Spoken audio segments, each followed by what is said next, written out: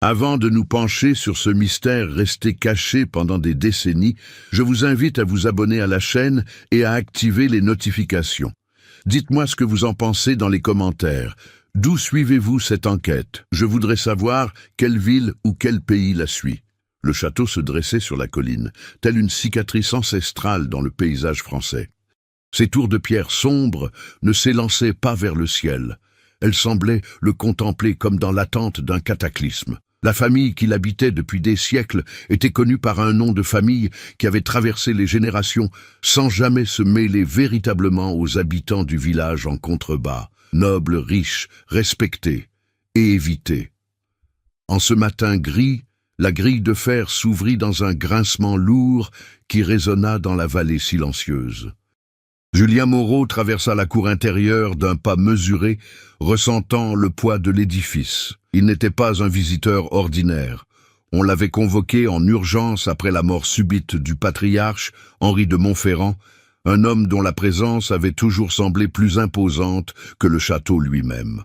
Le regard de Julien était dépourvu de la curiosité juvénile. Il y avait de la prudence. Son travail d'archiviste de la cour l'avait confronté à des héritages problématiques, des querelles silencieuses et des secrets de famille qui n'auraient jamais dû être révélés. Pourtant, dès le premier instant, quelque chose dans cet endroit lui parut différent. Ce n'était ni le froid qui s'infiltrait à travers son manteau, ni le silence pesant. C'était le sentiment que chaque fenêtre close dissimulait bien plus que de la poussière et de vieux meubles. À l'intérieur du château, le contraste était saisissant. De somptueuses salles côtoyaient d'étroits couloirs obscurs où la lumière peinait à atteindre le sol de pierre irrégulier. De vieux portraits observaient Julien qui marchait. Visage grave, yeux peints avec une précision troublante. Nombre d'entre eux semblaient suivre ses mouvements, non par illusion, mais par une étrange uniformité d'expression, comme s'ils partageaient tous le même secret. Le reste de la famille attendait dans la pièce principale. Isabelle de Montferrand, l'aînée, gardait une posture rigide, les mains croisées devant elle, vêtue du deuil avec une élégance impeccable. À ses côtés, son frère cadet, Lucien, évitait son regard, ses doigts tapotant nerveusement sur l'accoudoir du fauteuil. Aucun des deux ne laissait transparaître la moindre tristesse. Le deuil semblait là une formalité ancestrale, presque un protocole. Julien se présenta, expliqua le but de sa présence et entama les démarches juridiques. Il parla de documents, d'inventaires, d'archives historiques de la propriété. Il remarqua alors les regards échangés entre les frères, trop furtifs pour être anodins. Il craignait qu'ils ne découvrent quelque chose, non pas dans les coffres, mais dans les archives. Le château n'était pas une simple demeure. C'était une institution ancestrale, avec des ailes condamnées, des portes verrouillées sans explication claire, et des zones qui ne figuraient même pas sur les plans officiels du domaine. Isabelle mentionna d'une voix posée que certaines parties étaient structurellement compromises et qu'il ne fallait pas y accéder. Julien en prit note. Mais la justification semblait trop faible pour un lieu entretenu avec autant de zèle au fil des siècles. En fin d'après-midi, alors que le jour commençait à décliner derrière les tours, Julien demanda à consulter les archives familiales. Il s'attendait à une résistance, et il ne s'y opposa pas. Lucien se leva aussitôt, arguant que les vieux documents étaient privés et recelaient des histoires qui ne concernaient pas l'État. Isabelle intervint et autorisa un accès partiel, sous surveillance. C'est à ce moment précis que Julien comprit la mort d'Henri de Montferrand n'était pas le véritable problème. Le danger résidait dans ce qui était resté enfoui sous le nom de famille, protégé par les titres, l'argent et le silence. Alors qu'on le conduisait dans une aile latérale du château, Julien franchit une porte entr'ouverte. De l'autre côté, un étroit couloir descendait dans les profondeurs du bâtiment. L'air qui s'en dégageait était plus froid, chargé d'une odeur ancienne, presque métallique. Un serviteur referma aussitôt la porte, sans un mot. Julien ne fit aucun commentaire. Mais il comprenait que le château ne protégeait pas seulement une lignée noble. Il protégeait une vérité qui, si elle était révélée, pourrait anéantir tout ce que la famille Montferrand avait bâti, et peut-être que quelque chose de bien pire que des réputations était en jeu. Cette nuit-là, tandis que le vent hurlait entre les tours, Julien comprit qu'on ne l'avait pas convoqué pour régler une succession. On l'avait amené là pour être mis à l'épreuve. Et le château, silencieux et imposant, semblait décider s'il repartirait avec des réponses ou s'il ne repartirait pas du tout. Les archives historiques de la famille Montferrand occupaient une aile oubliée du château, à l'écart des salles principales. Les murs y étaient plus épais, le plafond plus bas, et l'air semblait y être resté immobile pendant des décennies. Des étagères en bois sombre, alignées presque militairement, regorgeaient de boîtes cataloguées, dont les dates s'étendaient sur plusieurs siècles. Pas de poussière excessive, quelqu'un entretenait ce lieu avec une attention discrète. Julien l'a immédiatement remarqué. Un château prétendant posséder des zones abandonnées ne conserverait pas par hasard des archives aussi bien préservées. Isabelle restait à proximité, observant chaque mouvement avec une discrétion étudiée. Elle n'intervenait pas, mais ne prenait pas non plus ses distances. Sa présence lui rappelait constamment que cette enquête avait des limites invisibles. Julien ouvrit les premiers registres, contrats fonciers, alliances matrimoniales, donations à l'église, tout ce qu'on attendait d'une famille noble française. Cependant, la répétition de certains noms commença à attirer son attention. Des familles voisines apparaissaient dans d'anciens registres, puis disparaissaient brusquement. Lucien entra plus tard, portant un plateau de café que personne n'avait commandé. Il le déposa sur la table d'un geste rapide, presque défensif. Son regard parcourut la pièce, comme s'il craignait que quelque chose cloche. Julien remarqua de discrètes marques sur ses mains, de vieilles cicatrices, mal dissimulées. Elles détonnaient avec la vie confortable qu'il semblait mener. Au fil des heures, Julien comprit mieux la dynamique familiale. Isabelle incarnait le contrôle, l'image publique, la continuité. Lucien, en revanche, laissait transparaître une certaine agitation dans ses gestes, comme quelqu'un ayant grandi sous le joug de règles trop rigides et de vérités jamais expliquées. Tous deux gravitaient autour de la figure absente d'Henri, dont l'influence imprégnait encore chaque recoin du château, même après sa mort. Les documents les plus anciens révèlent des pratiques curieuses, des dons fréquents à des institutions médicales privées, surtout au XIXe siècle, des récits de traitements internes pratiqués au sein même de la propriété et des allusions vagues à des ailes isolées du château, décrites comme des zones de confinement, un terme inhabituel dans les documents d'état civil. Julien n'a pas posé de questions. Il s'est contenté de marquer les pages, de photographier les passages autorisés et de tout conserver précieusement. Il savait que les questions directes fermeraient des portes. Il devait laisser le château parler de lui-même. Pendant une brève pause, Julien traversa la cour intérieure.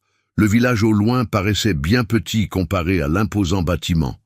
Les habitants évitaient d'y monter, non par superstition, mais par habitude.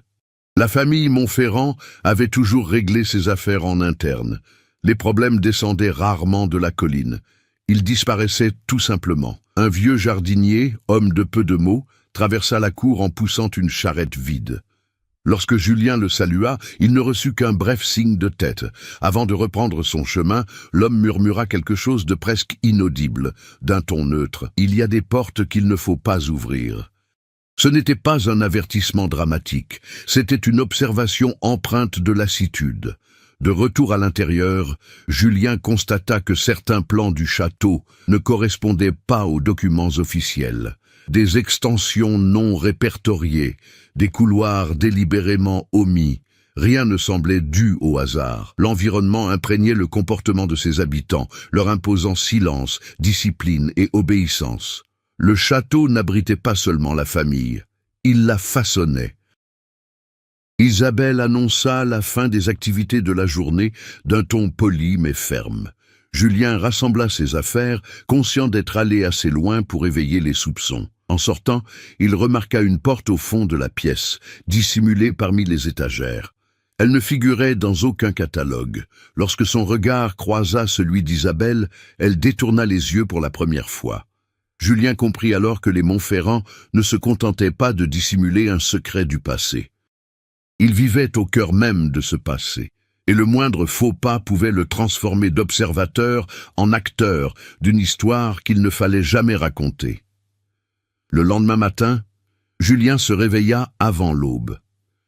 Sa chambre se trouvait dans une aile ancienne du château, où le silence n'était pas une absence totale de bruit, mais quelque chose de plus pesant, presque menaçant. Pendant la nuit, il avait eu l'impression d'entendre des pas lents et lointains, comme si quelqu'un empruntait des couloirs invisibles sur les cartes. Personne ne frappa à la porte, aucun appel. Juste cette impression persistante qu'il n'était pas seul. Il décida d'agir avant que le château ne retrouve son rythme habituel. Muni de notes et de documents partiels, Julien retourna aux archives sans en informer Isabelle. Le conflit était désormais non déclaré, mais latent. Chaque document consulté représentait un pas de plus vers l'inconnu. Il commença à recouper les dates, les noms et les propriétés voisines qui apparaissaient et disparaissaient des registres au fil des décennies. Le schéma devenait impossible à ignorer. Des familles entières perdaient leurs terres peu après avoir conclu des accords avec les Montferrand. Certains dossiers mentionnaient des maladies soudaines, d'autres, des hospitalisations privées. Dans certains cas, des décès sans cause, officiellement enregistrés, toujours discrets, toujours rapides. Lucien réapparut, cette fois sans le plateau à café. Il s'approcha silencieusement, observant Julien feuilleter des documents qui ne figuraient manifestement pas dans la pile autorisée. Le malaise entre les deux hommes était palpable. Lucien ne chercha pas à l'arrêter. Il dit simplement, d'une voix basse, presque contenue, « Il y a des choses qui fonctionnent mieux lorsqu'on ne les comprend pas. » Julien leva les yeux, mais Lucien s'éloignait déjà. Ce n'était pas une menace directe.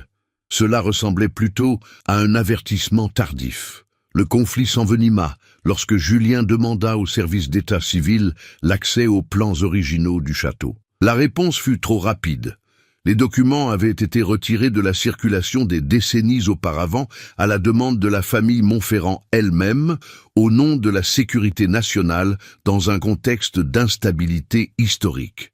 Une justification commode et improbable. Isabelle confronta Julien ce soir-là. Pas de cris, pas d'accusation directe, juste un dîner silencieux où chaque mot semblait calculé.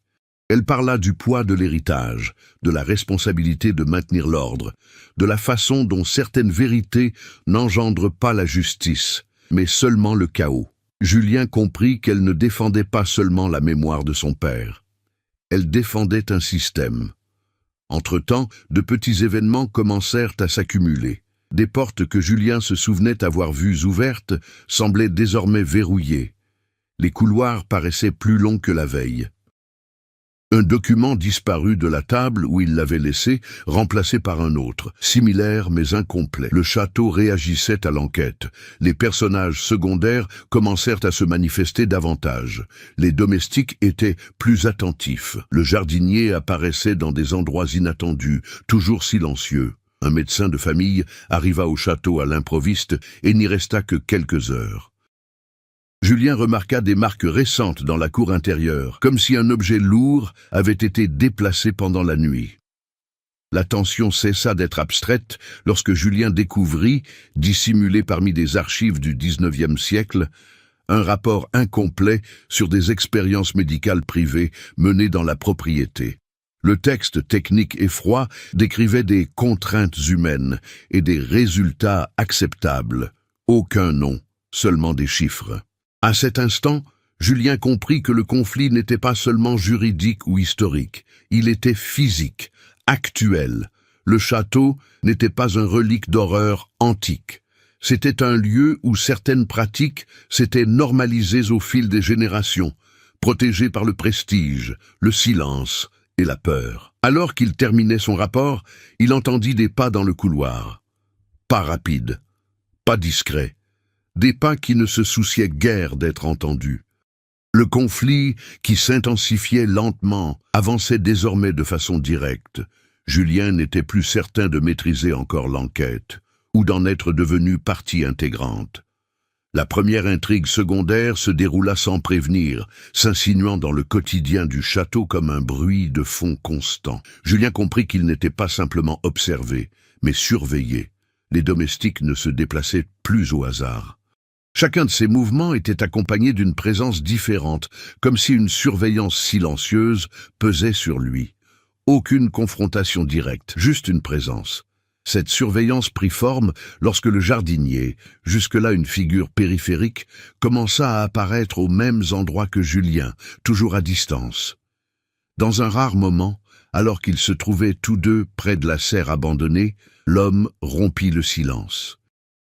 Il parla simplement, sans emphase, des gens qui y avaient travaillé autrefois et qu'on n'avait plus jamais revus au village. Ils n'avaient pas officiellement disparu, ils avaient simplement cessé d'être répertoriés. Le témoignage du jardinier n'était pas une dénonciation, mais un témoignage vivant. Une autre facette de Lucien se révéla. Le comportement erratique du cadet commença à révéler des failles. Julien le trouva un soir dans un couloir, visiblement bouleversé, tenant un trousseau de vieilles clés. Lucien ne donna aucune explication. Il dit seulement que certaines portes n'appartenaient plus à la famille, mais restaient sous sa responsabilité. Ce n'était pas un héritage, c'était une prison. Son histoire personnelle révélait un homme déchiré entre une loyauté imposée et une culpabilité accumulée. Entre-temps, Isabelle s'enfonçait davantage dans la complexité. Elle multipliait les rencontres officielles avec les autorités locales, toujours au château. Maires, notaires, représentants religieux, tous repartaient avec la même expression réservée. Aucune discussion ouverte, aucun accord manifeste. L'intrigue politique se tramait. La famille Montferrand conservait son pouvoir non seulement par la tradition, mais aussi grâce à un réseau actif de dépendance et de faveurs. La pression du temps s'est intensifiée lorsque Julien a reçu une notification officielle. Il ne lui restait que 3 jours pour achever l'inventaire et quitter les lieux. Ce délai ne lui appartenait pas. Il lui avait été imposé. Cela a complètement bouleversé le rythme de l'enquête. Chaque heure devenait risquée. Chaque choix impliquait de renoncer à une découverte potentielle. Durant cette même période, Julien commença à entendre des bruits provenant du sous-sol aux premières heures du matin. Ce n'étaient pas des cris, mais des impacts métalliques étouffés, trop réguliers pour être accidentels. En recoupant d'anciennes données avec des plans incomplets, il comprit l'existence d'une aile souterraine active, jamais répertoriée officiellement. Cette intrigue secondaire ne se développa pas d'elle-même. Elle était directement liée au rapport médical découvert précédemment. Les intrigues secondaires commencèrent à se rejoindre lorsque le jardinier laissa délibérément une porte ouverte près de la vieille serre. Derrière, un étroit couloir menait à un escalier descendant au-delà des fondations originelles du château. Ce n'était pas une invitation formelle, mais un choix proposé. Julien avait compris que le château fonctionnait comme un organisme vivant.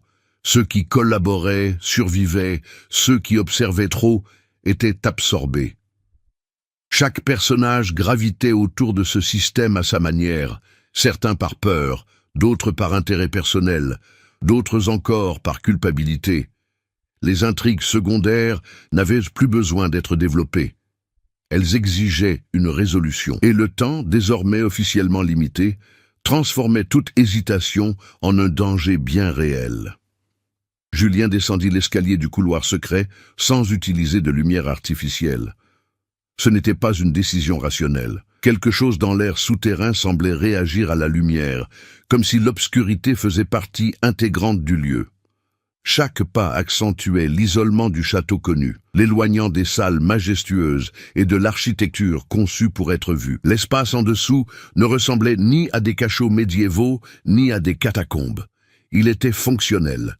Murs renforcés, rambardes au sol, traces d'utilisation récente. Ce n'était pas un vestige du passé, mais une structure en activité. Julien entra dans une grande pièce où des tables métalliques étaient alignées avec une précision chirurgicale. Pas de poussière, pas de négligence.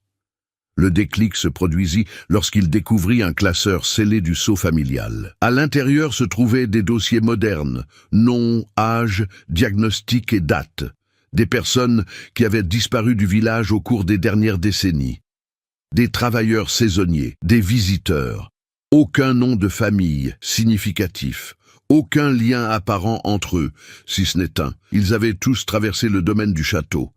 Avant même qu'il ait pu assimiler ce qu'il avait découvert, des pas résonnèrent derrière lui. Lucien émergea de l'ombre, pâle, tenant le même trousseau de clés. Il ne chercha pas à arrêter Julien. Au contraire, il ouvrit une autre porte. C'est là que survint la révélation qui changea tout.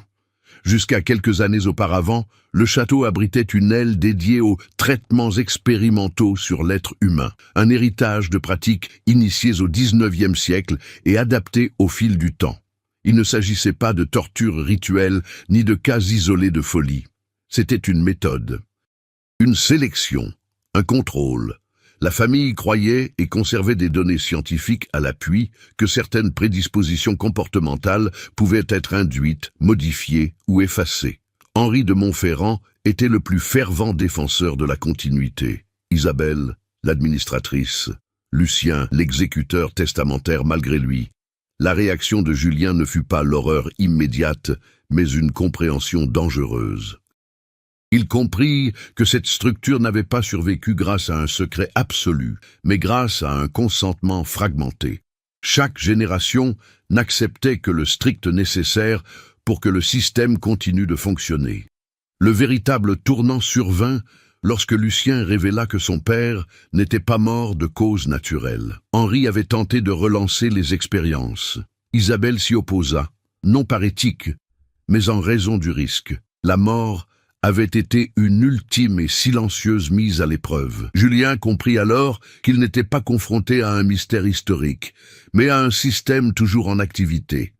Pire encore, sa présence n'était pas fortuite. Il avait été choisi pour sa réputation de discrétion, pour sa capacité à résoudre des affaires complexes sans scandale. Il n'était pas l'enquêteur, c'était la dernière variable. Quand Isabelle apparut à l'entrée de l'aile souterraine, accompagnée du médecin de famille, le château cessa d'être un simple décor. Il devint un acteur à part entière. Les portes derrière Julien claquèrent avec un bruit sec et définitif. L'histoire avait pris un tournant. Impossible de revenir en arrière. Désormais, chaque décision prise par Julien déterminerait non seulement l'issue de l'enquête, mais aussi ce qu'il deviendrait en y survivant. La fermeture des portes n'a pas été suivie de violence immédiate. Ce fut la première conséquence concrète, la normalisation de l'absurde. Isabelle n'a pas élevé la voix. Elle n'a proféré aucune menace explicite. Elle s'est contentée d'expliquer les procédures comme on décrit un protocole incontournable. Le médecin de famille a vérifié les données, pris des notes rapidement et évité de regarder Julien directement. Ce n'était pas de l'improvisation, c'était la routine. La première réaction de Julien fut pragmatique. Il mémorisa mentalement chaque détail des lieux, chaque sortie possible, chaque défaut de construction. Il ne supplia pas, il n'affronta personne.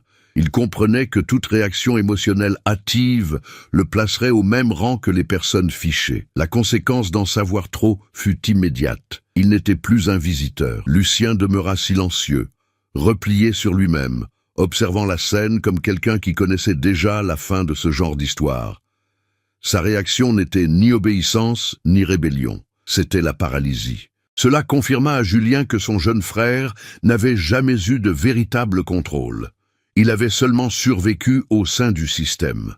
Isabelle ordonna que Julien soit conduit dans l'une des cellules de confinement temporaire. Aucune barre n'était visible. Seules des portes blindées et un isolement total régnaient. La conséquence la plus cruelle n'était pas l'enfermement physique, mais la disparition complète de toute notion du temps. Pas de fenêtre, pas d'horloge.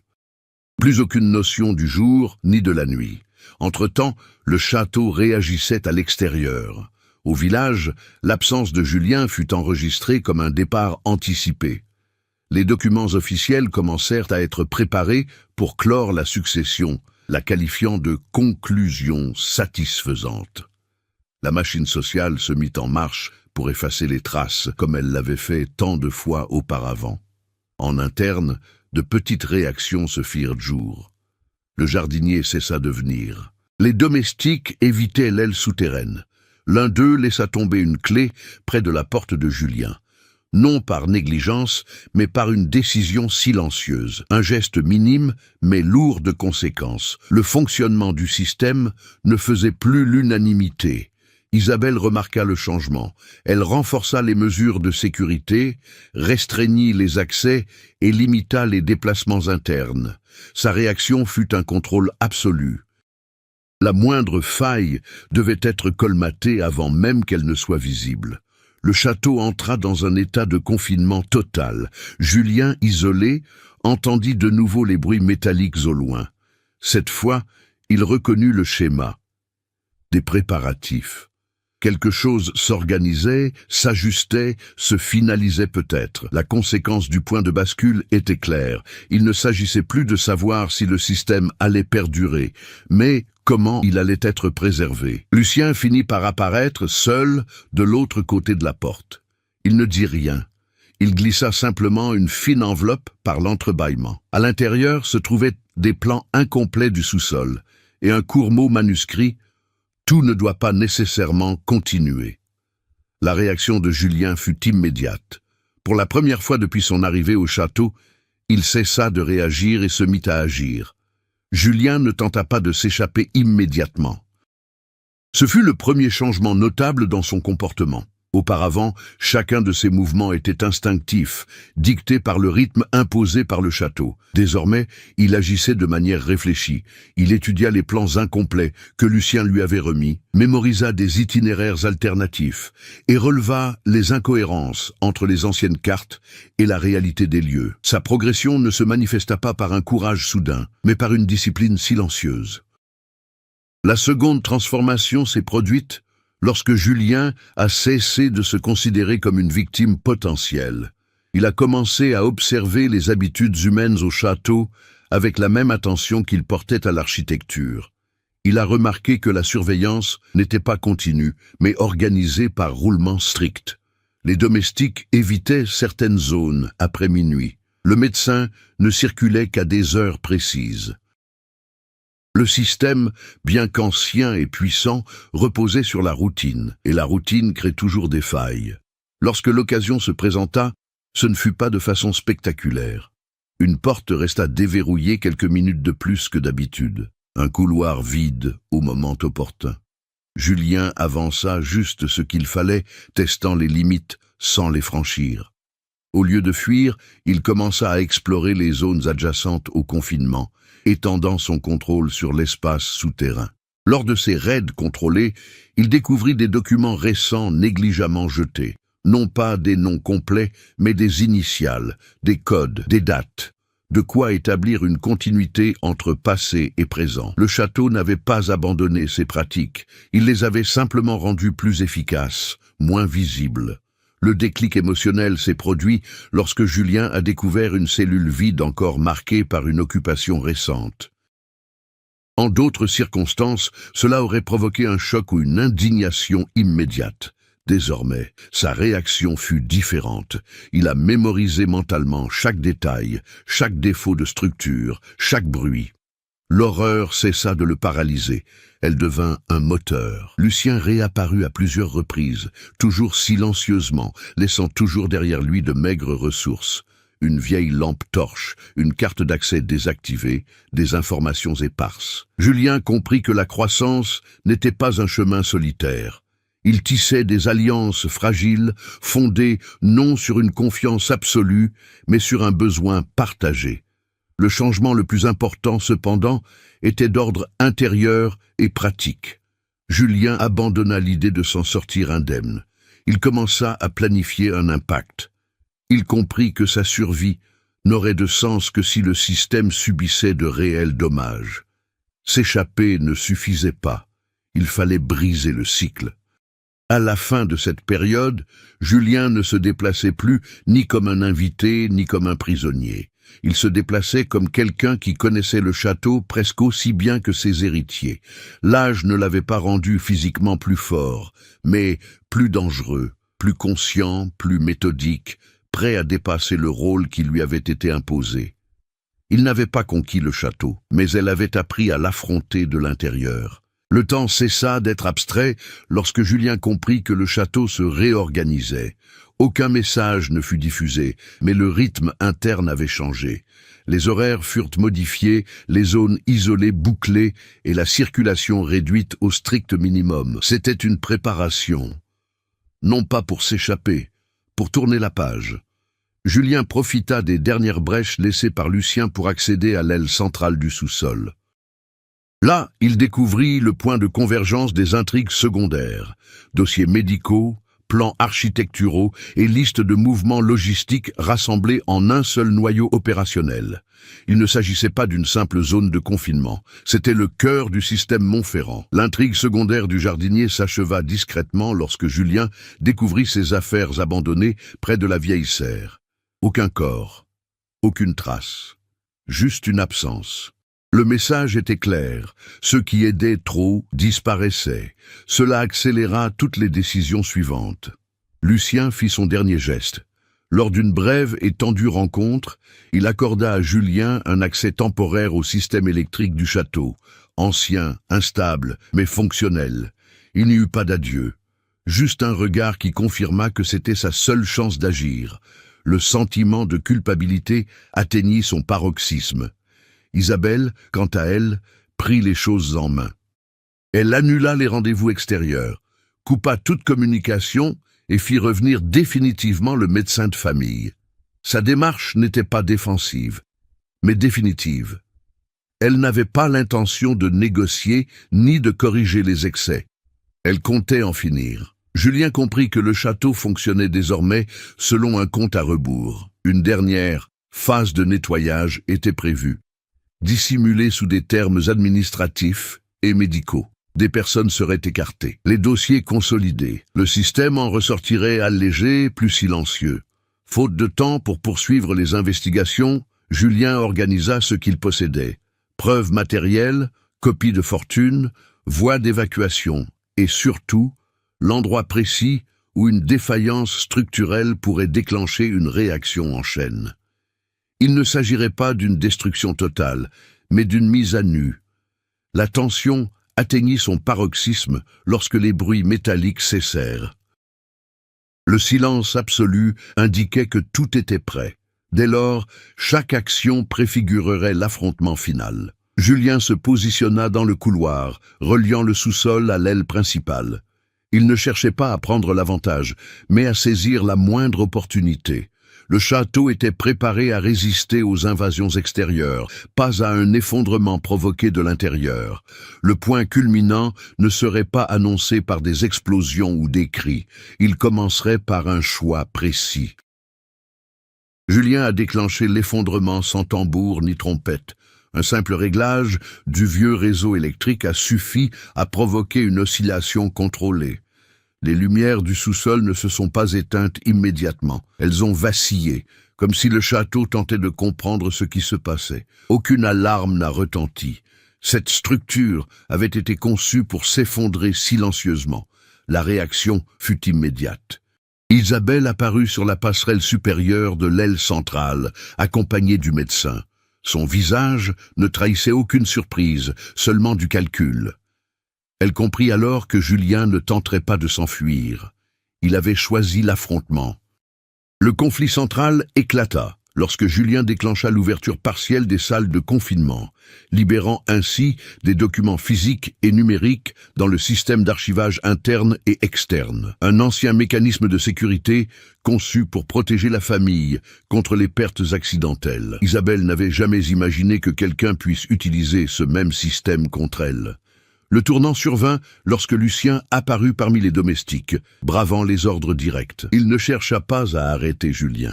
Il confirma devant tous l'existence du programme et la mort de son père comme un acte délibéré. Aucun mot ne fut prononcé. Seuls des faits énoncés objectivement. Le château, maintenu par un silence collectif, commença à se désagréger socialement avant même que des dommages structurels ne surviennent. Isabelle réagit promptement. Elle ordonna l'isolement complet de l'aile et tenta de détruire les fichiers restants. C'est à ce moment précis que la transformation de Julien devint manifeste.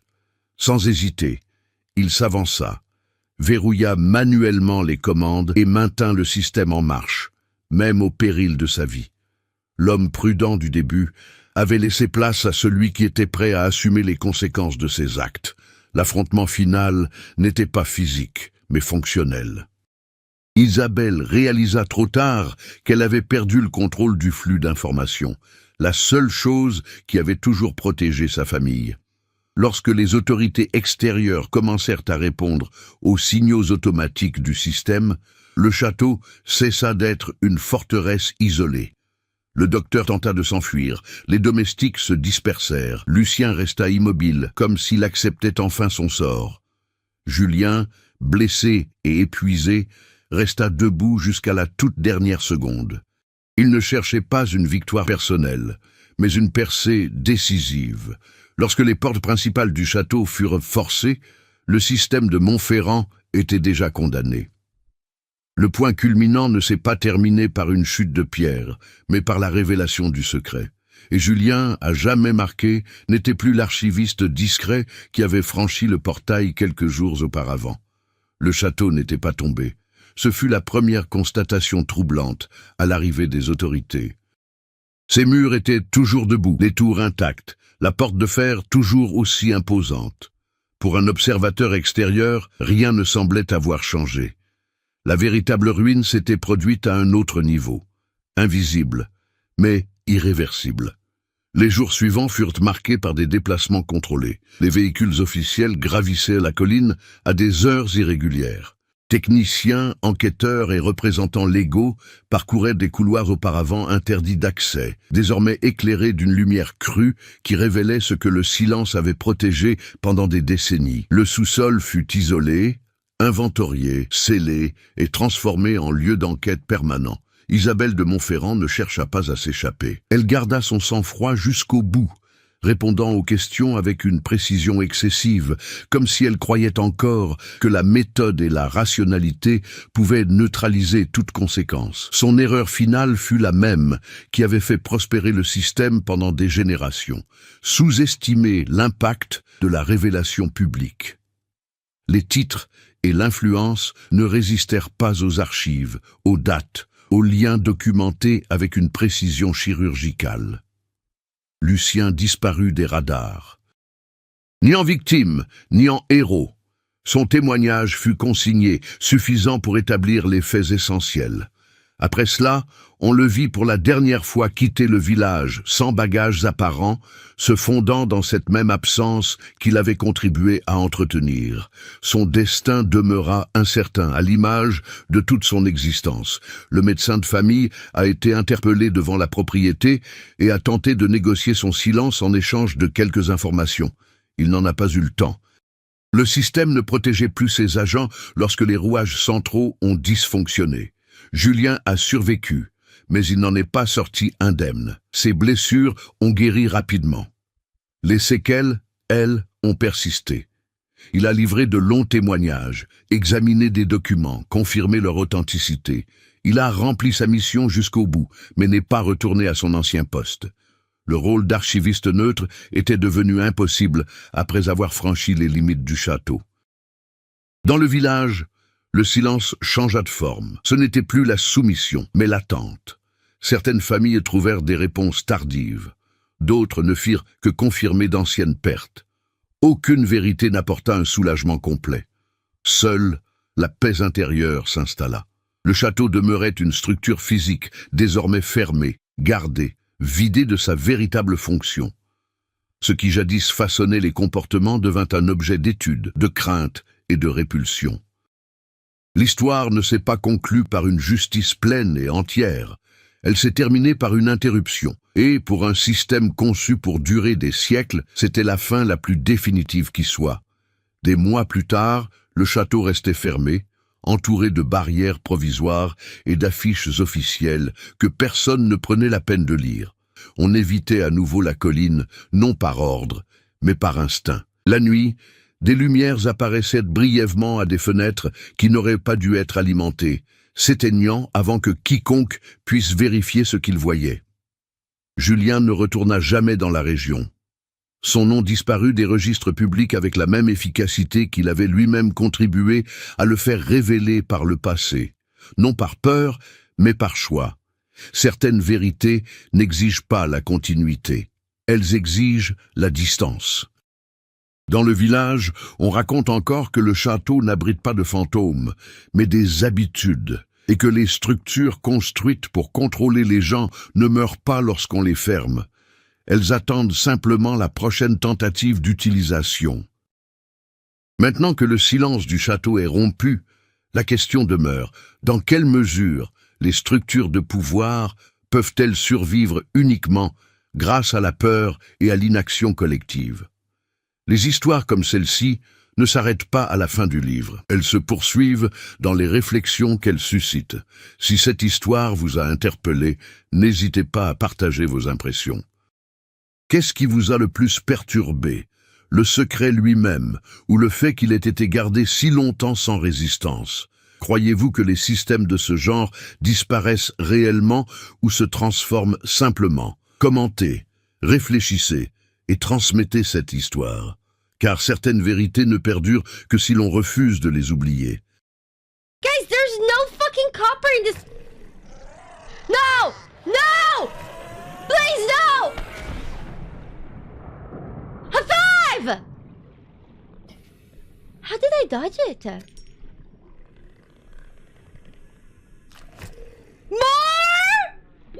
30 seconds. Fuck.